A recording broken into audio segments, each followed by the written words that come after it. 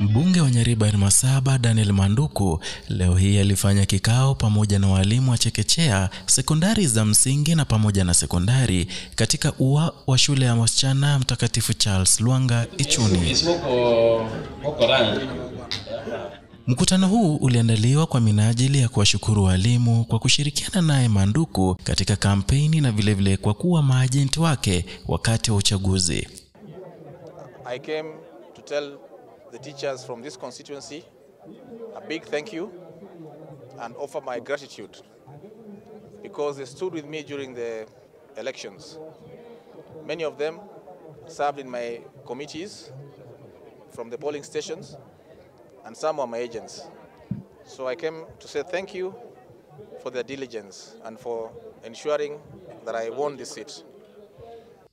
Viongozi wa muungano wa walimu mbalimbali walimbongeza mbunge huyu kwa kupanga mkutano kama huo ambao hawajai shuhudia katika eneo bunge hilo katika uongozi uliopita.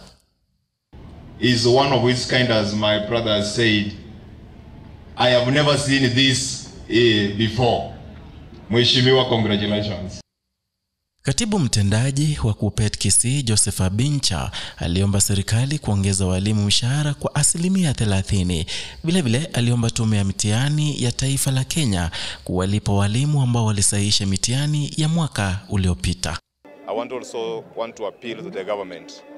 The 3% levy that they wanted to tax our teachers, let them make 30% for salary increment. So that teachers, what they want is salary increment, is not a deduction. So our CPA, as it was spelled out, last time we got an non-mandatory CPA.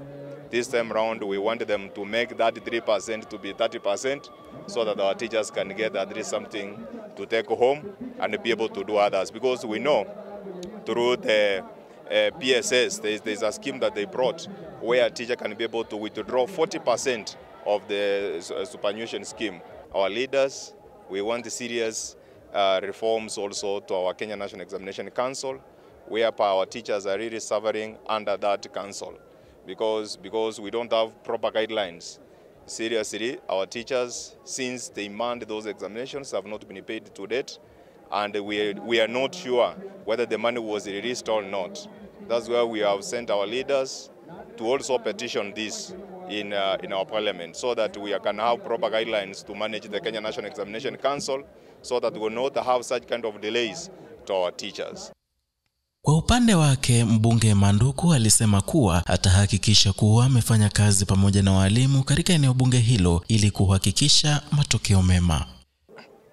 Is to agree with the teachers that going forward we shall continue working hand in hand in solving the challenges that face the education sector so that we can improve on the performance and maintain our leadership position as the best sub-county in this region.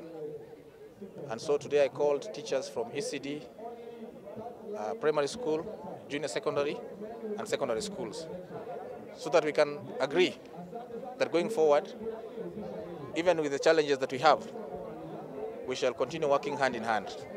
Manduku alizungumzia kuhusu pendekezo la Rais William Ruto la kuchangisha watumishi wote wa umma 3% kwa kufadhili mradi mpya wa nyumba za bei nafuu. Akasema kuwa inafaa kuwa ya hiari.